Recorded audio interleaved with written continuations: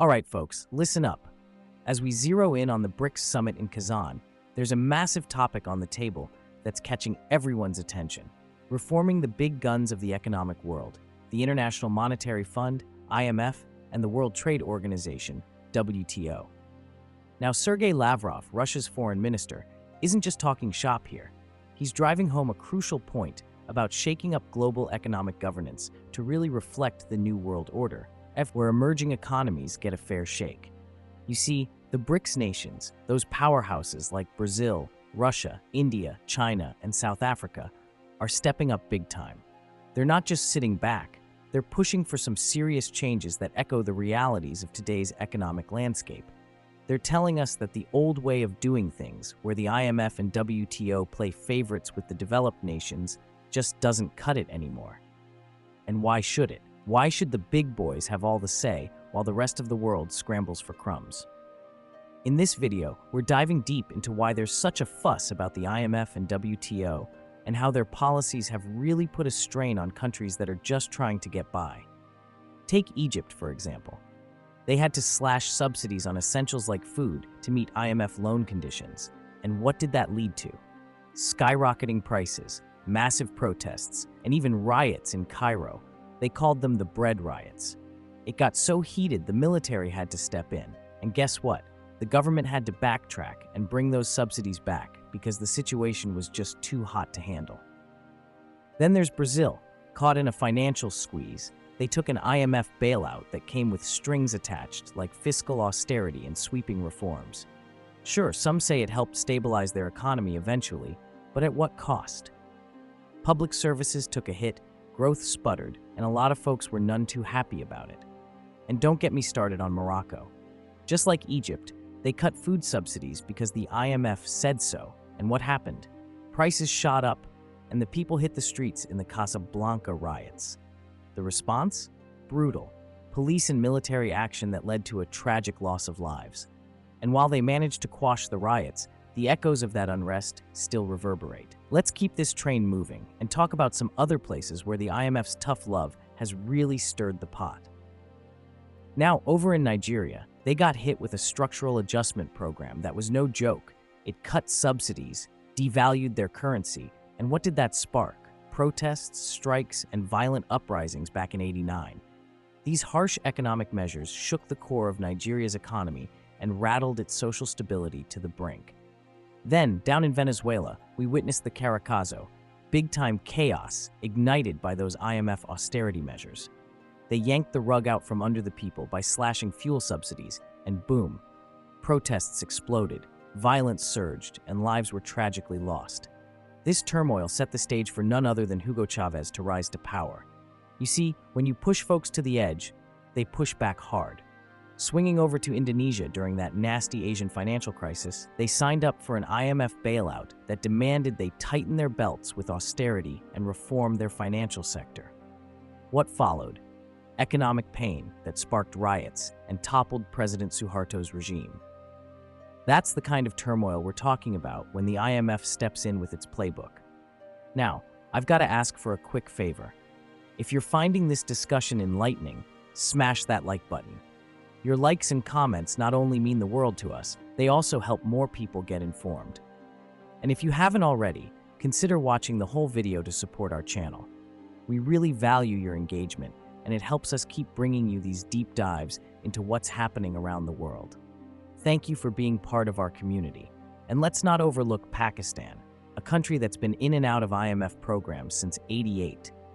Every time, it's the same old tune. Fiscal austerity, reforms, cutting subsidies, and every single time it's the regular folks who bear the brunt. Protests, instability, you name it. The latest rounds? Still controversial, still tough on the people. Over in Kenya during the '90s, they went into an IMF program that pushed for privatizing state businesses and slashing public spending. What was the outcome? Economic stagnation, deeper poverty, and social upheaval. Critics are loud and clear. They say these moves didn't fix anything, but rather made life tougher for everyone. Now, why are countries, especially those in the BRICS, so riled up about the IMF? Let me lay it out straight. There are a slew of big issues with the IMF that the Global South just can't stomach. It all boils down to the strings attached to these loans and the ripple effects of the IMF's policies. They say these conditions often do more harm than good, stifling growth and leaving chaos in their wake. You bet, folks. Let's dive right into the heart of the storm with the IMF's Structural Adjustment Programs, or SAPs as they're known. Back in the 80s and 90s, these programs were all the rage. They were like the go-to strategy. Countries in need got loans, sure, but they came with strings attached, tight belts on spending, privatization of state assets, and flinging open the doors to free trade. Now, critics are screaming from the rooftops that while these policies aim to stabilize economies, they also cranked up poverty and slashed through social equality like a hot knife through butter. We're talking about prioritizing debts over people's lives. And let's talk about sovereignty.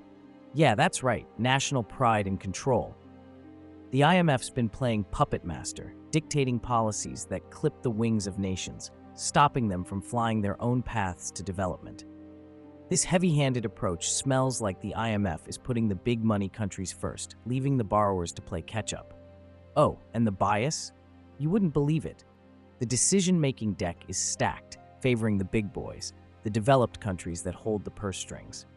This setup skews interventions and loan conditions, often sidelining the real needs of the global south.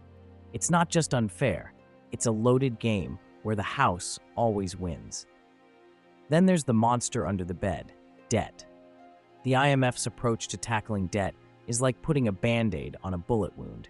It doesn't solve the deep-seated issues causing these debt crises, and without a solid legal framework for negotiations, these countries are stuck playing a rigged bargaining game. And don't get me started on the cuts to social services. When the IMF preaches fiscal tightness, what goes out the window first? Healthcare, education, essentials that are the bedrock of any society looking to thrive, not just survive. Switching gears to the World Trade Organization, or WTO, the story isn't much prettier from the perspective of the global south. The rules of the trade game seem to be written by and for the powerhouses, leaving the underdogs struggling at the starting line. Take the TRIPS agreement. It's like a gatekeeper, keeping crucial meds and tech out of the hands of those who need them most, all in the name of intellectual property. And the agriculture policies? They prop up mega agribusinesses in rich countries, while the small farmers in developing nations can barely scrape by against the flood of subsidized imports.